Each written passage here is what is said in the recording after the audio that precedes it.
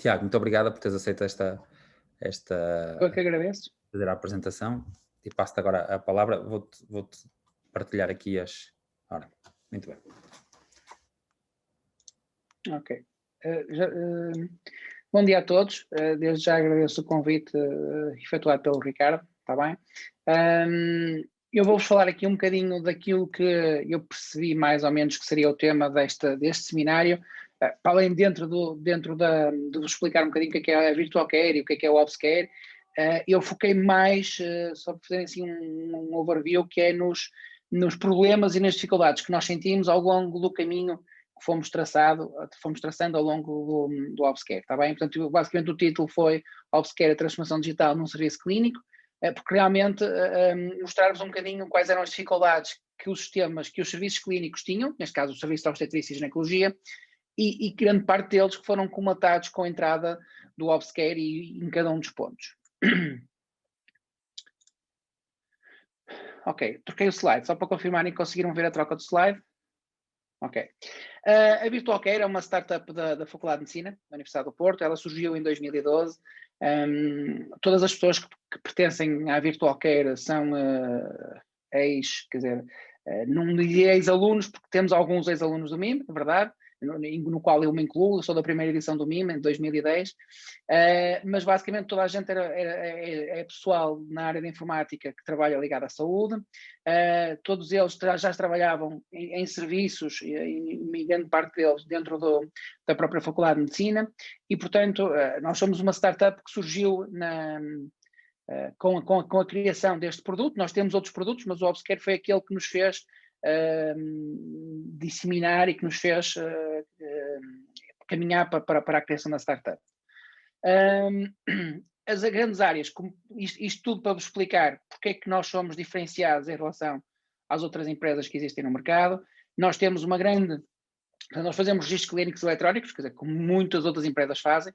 Nós temos uma grande preocupação a nível de integrações e a nível de sistemas de apoio à investigação clínica. Portanto, como podem ver, todos nós somos, inclusive também o Ricardo vem de uma área de investigação e de uma área em que os artigos científicos são importantes, e portanto nós reconhecendo isso, tentamos chegar e tentamos cativar os médicos que utilizam e os enfermeiros que utilizam o nosso sistema, fornecendo-lhes mecanismos que eles consigam tirar dados de forma muito mais estruturada e muito mais completos, digamos assim, para fazer a investigação clínica. Nós dividimos basicamente, nós temos a parte do produto e temos a parte de serviço. Dentro dos produtos temos aquilo que nós consideramos os registros clínicos eletrónicos, temos também algumas soluções, alguns estudos multicêntricos em que fazemos para a gestão de uma determinada doença, e depois damos apoio à parte de estatística, aos estudos, e também temos aqui uma parte em que também temos já chegamos a dar formações e consultoria na área do OpenAir, ok? Basicamente o OpsCare, que é aquilo que estamos aqui, para o qual fui convidado para esta palestra. O OpsCare é um sistema transversal a todo o hospital, ou seja, ele vai desde a consulta até a urgência, até ao internamento na área da obstetrícia e ginecologia, e visa dar suporte a tudo o que é os processos da gravidez de uma paciente. Só para perceberem um bocadinho, eu enquadrei aqui este slide, só para vos enquadrar um bocadinho para quem não conhece o projeto. O OpsCare, a primeira versão do OpsCare é 2003. Portanto, já está quase a fazer 20 anos, não é? Faz em 2023 20 anos. E como podem ver, existe ali um gap bastante grande entre 2013 e 2012, em que o software apenas esteve no São João.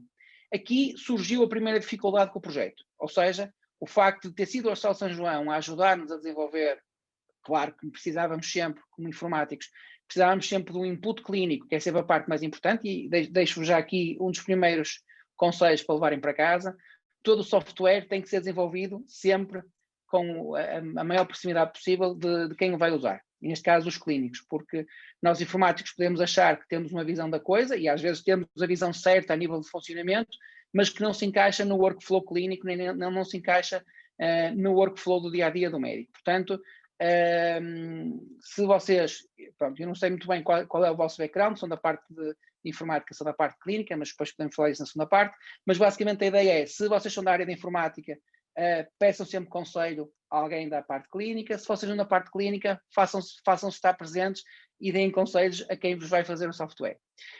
Em 2012, fruto de um projeto, uma candidatura CRANE, a ARS Norte andava à procura de um software que permitisse fazer o controle da taxa cesariana mais exaustiva e mais fina, e que a taxa cesariana não fosse só um número calculado com base no número de cesarianas dividido pelo número de partos, que dá um número, dá uma percentagem, mas que pudéssemos estratificar essa percentagem e de forma a perceber onde é que dentro do hospital, se é nas senhoras de mais idade, se é nas grávidas com menos idade, se acontece já porque a senhora teve uma cesariana anterior e por aí fora. Pronto. E o Obscare já desde 2003 tem essa componente, está bem? Que permite fazer uma estratificação por índice NC, por idade da mãe, inclusive usamos a tabela de Robson para fazer a divisão dos produtos de parto, ok? Pronto. Portanto, em 2012 a ARS andava à procura de um software para que na zona norte do país pudesse ser instalado e a própria ARS pudesse ter reportes mais finos e mais detalhados sobre as taxas cesarianas que aconteciam nos seus hospitais. Pronto. Foi feito um concurso, nós ganhamos com o Obscare e, portanto, andamos ali num período entre 2012 e 2016, basicamente 4 anos a maturar o projeto, onde realmente em 2016 colocamos o Obscare em todos os hospitais da zona norte do país, abrangidos pela ARS Norte. Está bem? A propósito disso, também vos tenho aqui já um roadmap atualizado, que nós basicamente desde 2006 até agora já conseguimos ir progredindo pelo país, portanto já não estamos só na ARS Norte. O primeiro hospital a seguir foi o Hospital de Baixo Fogo, em Aveiro. A seguir demos logo o salto para o Hospital de Santa Maria, para a Maternidade Alfredo da Costa em Lisboa, e mais recentemente voltamos ao centro do país, onde também já estamos agora no processo de instalação no Hospital de Coimbra, está bem? Pronto, isto só para vos enquadrar mais ou menos o que é que nós temos, qual é o mapa a nível nacional de disseminação do Obscare. Temos já um conjunto de propostas entregues que achamos que este ano também tivemos já contactos com a Madeira, portanto já estamos a tentar sair de Portugal continental, e um dos nossos objetivos, inclusive com um projeto financiado que temos agora, que se vai chamar o Obscare WCR, é fazer a internacionalização do Obscare para outros países. A nova versão está neste momento já com uma componente de tradução automática do sistema, que permite que os programadores desenvolvam apenas uma língua e que depois, com base numa tabela de conceitos, a aplicação se traduza para as línguas que assim definimos. Nós já estamos a fazer para português e para inglês, mas a ideia é que se um hospital em Espanha quiser ter o Obscare, a única coisa que nós temos que dar é um conjunto de uma tabela de conceitos e pedir a alguém que nos traduza aqueles conceitos de inglês para espanhol. Aqui, agora vamos, pronto, isto foi um bocadinho o enquadramento destes anos todos de trabalho, quer dizer, isto parece uma coisa muito resumida, mas eu tentei resumir ao máximo para não passar os 30 minutos. Que vários problemas é que nós fomos encontrar? Fomos encontrando ao longo deste caminho, e vou-vos tentar dar a maneira como nós ultrapassamos os problemas, quer os nossos problemas, quer os problemas dos serviços que nós fomos encontrando ao longo destes 10, 15 anos de trabalho. Também deixo-vos aqui o segundo ponto não é para trabalho para casa, mas é o segundo ponto para levar em consideração. Portugal é um país pequeno. Quase todos os hospitais do Portugal têm o S-Clínico. Eu diria que 95% dos hospitais têm o S-Clínico.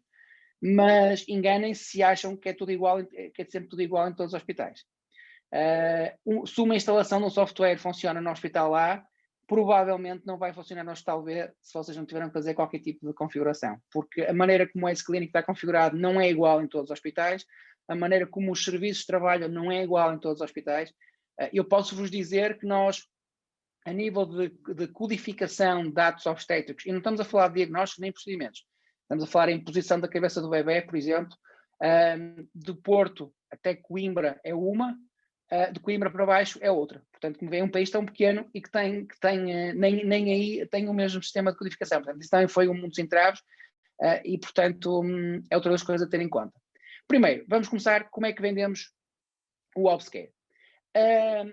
Felizmente, e eu acho que a ARS, quando em 2012, 2013, teve a ideia da taxa cesariana, já deveria saber um bocadinho desta norma que iria sair em 2018, que está no programa de contratualização dos hospitais, em que estabeleceu umas metas para as taxas de cesariana de todos os hospitais públicos nacionais, em que todos os hospitais públicos, como vocês sabem, têm um financiamento do Estado, há um bolo inicial do ano anterior que é discutido para o ano seguinte em termos de financiamento, e o que a CSS definiu com esta norma foi que o que seria aceitável era que para um hospital com apoio pré-natal diferenciado, que basicamente são quase todos, porque nós estamos a fechar maternidades, quase todas as maternidades que ficam, todas elas têm apoio pré-natal diferenciado, o valor indicativo de taxa cesariana devia ser inferior a 27%. Como é que eles conseguiram cativar e impor isto aos hospitais? Era que, portanto, como vocês sabem, espero que já devem ter falado nisso em alguma outra cadeira, cada episódio de internamento é faturado com base no grupo de diagnóstico homogéneo, que é o GDH. Há um GDH e há um índice associado à cesariana, que faz com que, por exemplo, só para vocês terem uma ideia, isto são números reais, já não me lembro qual é o hospital, isto também já é de 2018 ou 2019, mas um hospital com 900 cesarianas por ano, o valor aproximado do tal índice, do total valor do GDH, seria 2.238 euros por cada cesariana que o hospital efetuasse. Como podem ver, um hospital que com apoio pré-natal diferenciado, que estivesse abaixo dos 27%, recebia 2.014.000 euros. Não, de 2.014.200 euros. Pronto. Como podem ver, logo no primeiro nível, ou seja, que é entre estar dos 27% e os 28%, que tinha um corte de 25% do financiamento, esse corte corresponderia a 500.000 euros. Se, por outro lado, o hospital tivesse entre 28% e 29%, 28,5% e 29,9% de taxa de cesariana, o corte já chegaria aos 50%, e portanto estamos a falar aqui de 1 milhão de euros, como podem ver, e no extremo, acima de 31% de taxa de cesariana, que acontece ainda hoje em Portugal continental, em alguns hospitais. Os hospitais fazem as cesarianas, mas não recebem qualquer valor pelo ato de terem efetuado a cesariana. Portanto, imaginem o que é. E este é um dos quadros que eu posso vos dizer que é mandatório na minha ida a qualquer hospital para fazer a demonstração do obscure. Eu faço um trabalho de casa, vejo qual é a taxa de cesariana que eles têm, a bruta, porque eu, não tendo obscure, não consigo discriminar esta taxa por idade ou por outra informação qualquer da mãe, vejo o número de cesarianas que eles têm e vejo quanto é que eles neste momento estão a perder pelo facto de terem uma taxa de cesariana tão alta. E como podem ver, isto é um hospital com 900 cesarianas, isto é um hospital, diria que será um dos 5 hospitais principais de Portugal, para ter este número de cesarianas, mas mesmo assim estamos a falar de um valor que pode ir até aos 2.000 euros de perda por parte do Serviço de Obstetrícia por não estar a cumprir a meta que o Governo assim definiu e a DGS, está bem? Depois, portanto, outra das coisas que fomos tendo ao longo do processo, que era a burocracia no preenchimento dos relatórios. Este era um problema dos serviços, ok? E, portanto, nós com isto fomos tentando tentamos sempre que o obscure esteja alinhado com a lei e com todas as normas que vão saindo, nomeadamente da Direção-Geral de Saúde, em que fazemos com que conseguimos produzir automaticamente esses relatórios que são enviados para a DGS. Outra das coisas muito importantes é indicadores de qualidade e de produção do serviço. O obscure neste momento tem mais de 150 indicadores e esses indicadores podem ser obtidos pelos diretores de serviço e, portanto, um hospital com obscure, o diretor de serviço consegue ter um PDF que lhe pode chegar por e-mail ou ele pode ir à aplicação, tirá-lo quando assim desejar, e consegue saber coisas tão simples como o número de partos e o número de partos vaginais e o número de cesarianas, mas depois podemos chegar à ramificação de quantos bebés nasceram com o índice a pegar ao 5º minuto inferior a 7, ou quantas lacerações de série 4 grau. Portanto, já estamos aqui a falar de indicadores de produção, mas também de qualidade assistencial do serviço. Outra das coisas que também temos, e em função daquilo que eu vos expliquei há bocado, que é a atividade de cada profissional de saúde, ou seja, nós temos sempre a preocupação de devolver aos profissionais de saúde aquilo que eles empenhem em tempo em preencher os dados nas aplicações. Para além da vantagem deles ao preencherem os dados nas aplicações, os dados ficarem documentados, quer naquele momento, quer para futuro, tem a grande vantagem também de conseguirem eles próprios tirar o seu CV, está bem? E, portanto, cada profissional de saúde consegue tirar o CV da sua atividade assistencial desde que ela seja restada no obscure. Pronto, outra das coisas também que portanto, foi dos motivos pelo surgimento do projeto na RS Nord, que foi o pouco acompanhamento que os hospitais faziam no valor da taxa de cesariana. Assim, portanto, basicamente o que é que a gente faz? Nós dividimos a classificação de número de partos pela tabela de Rossa. Temos também a estratificação das cesarianas por idade e por IMC, que eu já vos falei há um bocadinho, e, portanto, conseguimos ver aqui, por exemplo, naquele caso, a taxa global de cesarianas era 28%, mas se eu for pegar nas cesarianas apenas nas senhoras com mais de 35 anos e com mais de IMC de 30, a taxa sobe para quase 40%. Portanto, nós conseguimos aqui perceber que aquele grupo de pacientes contribui num forte número para aquela taxa de cesariana de 28,8%. Outra das coisas que também temos é a classificação das cesarianas quanto ao seu motivo e ao momento em que ocorrem no parto.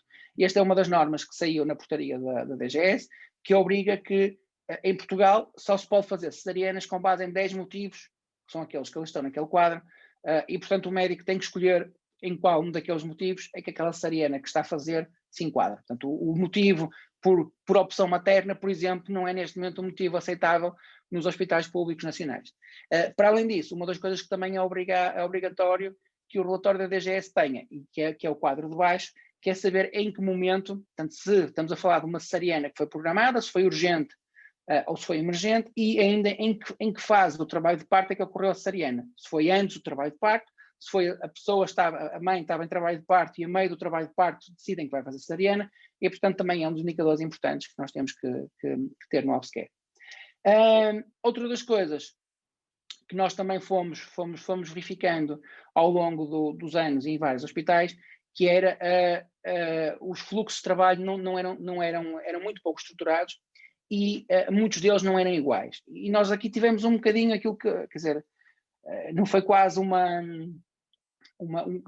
quase que não é isso, não demos formação aos profissionais de saúde em cada um dos hospitais, mas basicamente fizemos o seguinte, ficamos com as melhores ideias que achávamos que éramos as melhores ideias em cada um dos hospitais e fomos disseminando essas boas ideias pelos outros. Muitas delas foram apadrinhadas pelo hospital que a gente estava a fazer a apresentação, que até diziam, olha, isso é uma boa ideia, nunca tínhamos pensado nisso, e portanto assim nós neste momento conseguimos ter uma equidade entre os serviços de obstetrícia a nível nacional, que tem Obscare, muito fruto da partilha de informação que os vários profissionais vão tendo uns com os outros e também que vão tendo através de nós, porque nós, quando há uma nova funcionalidade num determinado hospital, nós fazemos questão que essa mesma funcionalidade fique disponível para todos os hospitais e, portanto, em que apresentamos, e depois uns acabam por usar, outros acabam por não usar, mas a maior parte deles acham sempre boas ideias as novas funcionalidades. Em relação ao fluxo de trabalho, o que é que nós temos recentemente? Também recentemente criamos um dashboard em que vocês olhando para aqui rapidamente e graficamente conseguem ver que neste momento, se eu fosse diretor de serviço, o meu serviço está com uma taxa de ocupação de 77%, que estou com uma taxa de cesariana de 30,48%. Estes valores normalmente são desde o início do ano, portanto tenho que tomar aqui alguma medida, porque senão 30,48% é um valor muito alto para o meu hospital. A minha atividade prevista para hoje, tenho 8 pacientes que vão em princípio ter alta hoje.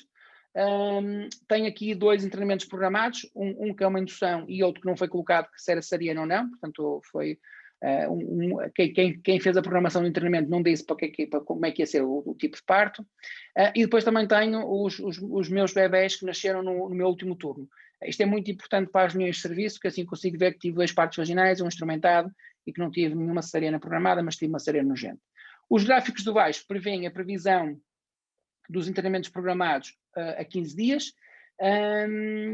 Portanto, são os internamentos que já estão programados. A verde estão as induções e a laranja as cesarianas. Portanto, eu consigo ver se há algum dos dias em que já tenho muita programação e consigo ajustar a 15 dias a minha atividade assistencial.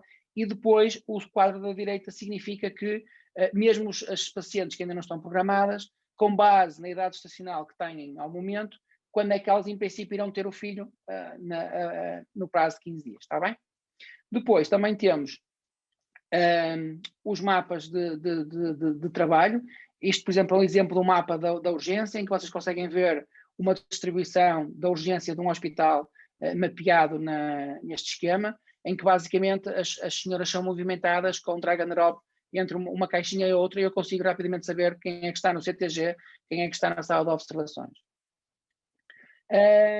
Este é o mesmo, mas para a consulta, portanto, em que eu consigo ter os gabinetes e de uma forma rápida eu consigo saber quem são as senhoras que estão à espera na sala de espera e aquelas que já foram vistas, e basicamente também de uma forma visual eu consigo ter acesso a toda essa informação sem ter que andar a visualizar tabelas ou listagens.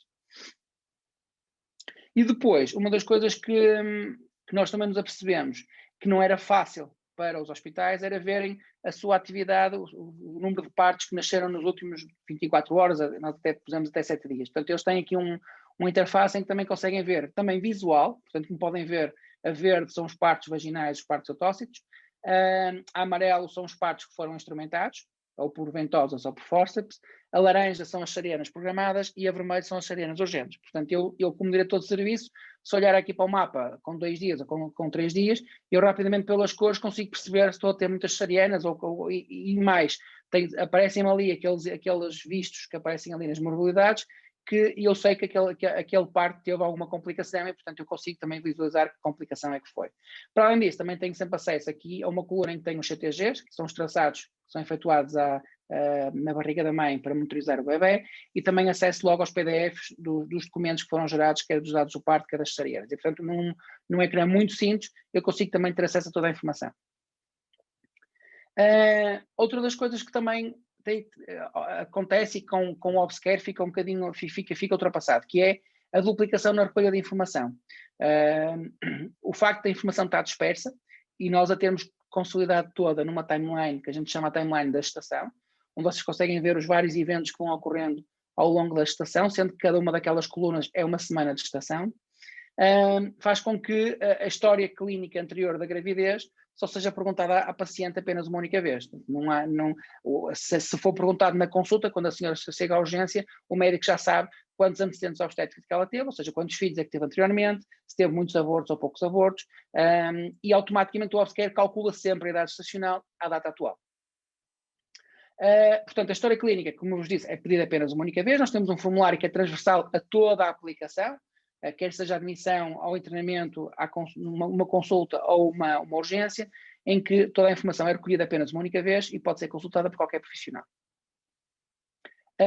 Mais uma vez, temos aquilo que é a cooperação médico-enfermeiro, que é o enfermeiro, por exemplo, faz normalmente uma pré-consulta de enfermagem, coloca os valores no Obscare e o médico, quando vai à consulta, já lá tem os valores das tensões, o valor do peso, os conceitos que o enfermeiro deu, e, portanto, é um conjunto de informações que é partilhado. E uma coisa acontece no formulário dos dados do parto, em que o enfermeiro é responsável por preencher um conjunto de campos e o médico a seguir preenche os outros, mas há uma cooperação e, portanto, não há duplicação, ou seja, o médico não vai colocar o apegar e o enfermeiro não vai colocar o apegar, que é aquilo que muitas vezes acontecia nos sistemas, e principalmente no S-Clinic, por exemplo, que acontecia nos sistemas anteriores. Depois, dificuldades em obter dados para a investigação clínica. Pronto, aqui tem a ver com um bocadinho daquilo que eu vos falei inicialmente, que é, inclusivamente, o serviço, a FMUP chegou a fazer um póster em que nós submetemos também a um congresso de obstetrícia, em que foi provado que um hospital com Obscare consegue produzir 46% mais artigos científicos de qualidade do que um hospital sem Obscare. Basicamente, a grande diferença aqui foi o número da amostra, em que, portanto, o Obscare, quem tem Obscare, por exemplo, o São João que tem Obscare desde 2003, se quiser hoje fazer um estudo retrospectivo a 15 anos de uma determinada patologia, consegue fazer. Outros hospitais que já têm Obscare há 3 ou 4 anos também o conseguem fazer dentro desse período, enquanto que normalmente os hospitais que não têm Obscare, o que é que acontece? Vai haver um congresso em que vamos discutir a obesidade da mãe no desfecho do parto. A maior parte dos hospitais o que fazem é 6 meses antes começam a acompanhar todas as senhoras que são obesas e fazem um Excel em que vão colocando valores, ou seja, basicamente chegam ao fim, têm 50 ou 60 casos, e se tiverem, da amostra, enquanto que no Obscare, com um estudo retrospectivo, é muito mais fácil obter essa informação, está bem? Nós também temos um departamento dentro da empresa que está especificamente vocacionado em responder, e como podem ver, nós temos quase cerca de 10 pedidos por mês de dados para trabalho de investigação, ou seja, para além de o Obscare facilitar os médicos ou os enfermeiros a obterem a informação, nós também prestamos ajuda em perceber se não é bem a metodologia, mas a forma como os dados estão a ser pedidos pelo médico são os mais indicados para aquilo que ele quer estudar, e como conhecemos melhor a base de dados e a estrutura dela, temos essa facilidade em ajudar o médico nessa componente, está bem? Pronto, e terminei aqui a minha apresentação.